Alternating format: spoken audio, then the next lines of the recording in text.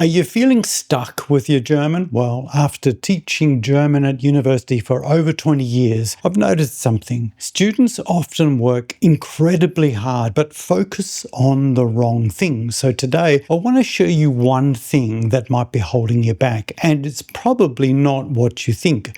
Grüß Gott, hallo, ich bin Billy Badger und das ist höchstwahrscheinlich Bausteine 3. Herzlich willkommen. There are lots of cool things that you can learn if you're trying to improve. Many learners work through the basics pretty quickly and then move on to more exciting or rewarding things. Maybe you're deep into Duolingo trying to learn, 20 new words every day, or you're focusing on complex grammar, all those tenses maybe that we talked about in this video, or all those advanced verbs that we talked about in another recent video, or perhaps the advanced uses of modal verbs to express probability, express regret, make claims, or pass on things that you've heard from other people. And all of these things help for sure. They definitely will help you improve. But as your sentences and what you're trying to express gets more complex, if you have any gaps in the basic skills, like the one that we're going to be talking about today, it'll be like trying to ride a bike against a full-on headwind with the brakes on. So my tip this week, and this is going to sound maybe too simple, but stick with me here because by the end of this video, I'm pretty sure that you'll agree. My tip is this: use commas. Use them like your life depends on it. Use the commas when writing, sure, but speak too with the intonation that commas demand. Now, rather than trying to convince you, which maybe is going to be a bit of a hard call, I'm going to show you what I mean. Here's a nice long paragraph with complex structures and concepts. It's the sort of things that I would often see students write. I'm not going to read it to you, so I'll give you a bit of time to read through it yourself.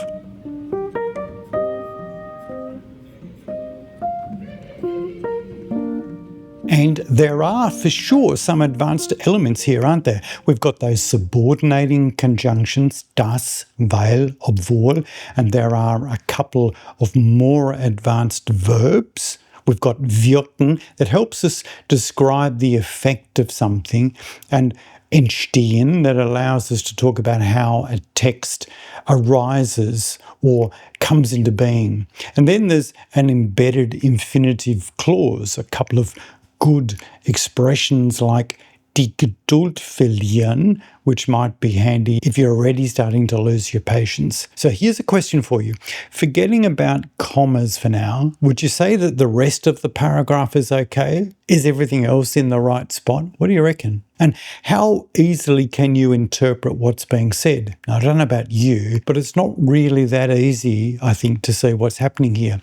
Let me drop in some commas and hopefully you'll see that it's a whole lot easier to understand, because commas have one main job in German. They separate clauses, and a clause is really just any group of words centering on one subject and one conjugated verb. And we've got two main types of clause. These are the main clauses with the verb in the second position and the subordinate clauses with the conjugated verb all the way over at the end of the clause. And it's the job of commas to separate these clauses and to keep the structure clear.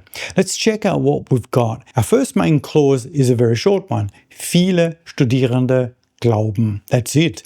Lots of students believe. Now, what they believe is explained in the next subordinate clause. We know it's going to be one because of the subordinating conjunction das. This means that if we're looking for the conjugated verb, we're going to find it here right before the next conjunction, obwohl. So that's good. Our verb's in the right spot. But since it's at the end of the clause, we're going to need a comma. Obwohl itself is subordinating, so we need to take a look for a verb at the end of this clause too. It's a little bit harder to see where it is, and here it is, vergessen. So let's drop in a comma and then see what we're forgetting. This is introduced with the word wo. And since wo is subordinating, our conjugated verb will again be at the end of the clause. And then we've got a coordinating conjunction, und. So we need to decide whether this is a new main clause or whether it's still under the influence of the previous subordinating conjunction. Well, we can see that this conjunction is followed by the subject and then the verb. So we can assume that this signals a new main clause, introducing new information. And what we know is that there is a reason why the students being described don't put the verb at the end of the sentence. And the reason is what our conjunction weil is introducing. So looking ahead, we can see the verb schreiben is at the end of the clause where it belongs. Then we have another coordinating conjunction. But how long is it? We've got a few verbs, one in the second position. Well, that's okay. But what are these other verbs doing here? Well, we've got two of them, lesen and ist.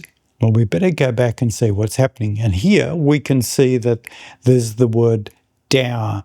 This is a relative pronoun and it refers back to the text, and these relative pronouns are also subordinating. And in this clause, there is also an embedded infinitive clause. It's a pretty short one, which is perhaps why we maybe didn't notice it at the beginning.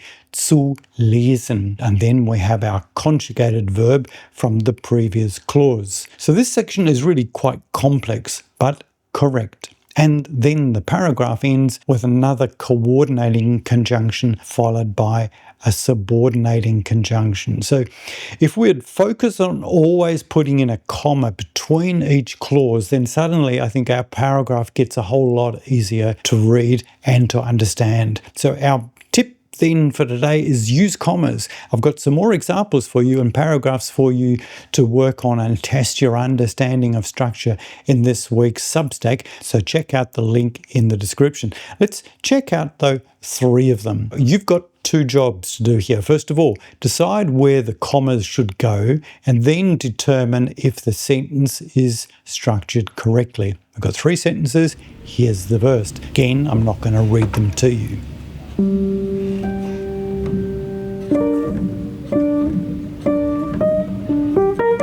We'll come back to the answers in a bit. Here's our second one.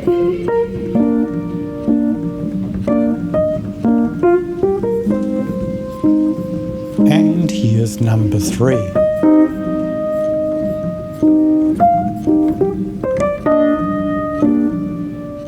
Well, how'd you go? Let's have a look. Here's our first sentence. Let's put in some commas before each conjunction. That's going to be a good place to start. And we're going to put them in whether it's 100% needed or not. This is maybe a little bit confusing, but our first clause is clearly a main clause because the verb is in the second position. But then we've got a couple of free floating articles. So this is a clue that one of them is going to be a relative pronoun. We talked about these in our last video. So we need a comma between the noun and the first article.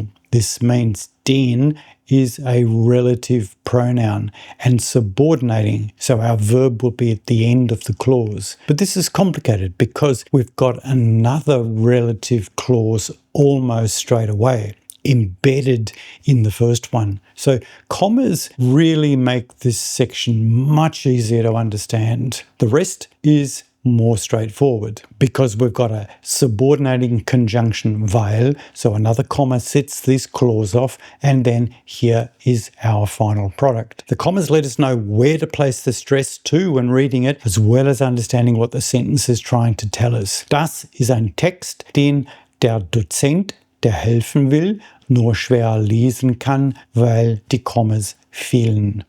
Doing the same thing to the second sentence, we'll see this one suddenly also makes a lot more sense with all of our commas and verbs in the right spot. But if we drop some commas into our final sentence, we can see that one clause, this one, is not right because the verb is in the wrong spot. How did you go? And if you want to practice that some more, check out the link in the description. Also Kommas oder Beistriche, wie sie in Österreich heißen, sind wichtig, weil sie dem Satz eine Struktur verleihen, die er sonst nicht hätte, und uns helfen, unsere Ideen verständlich und logisch zu vermitteln.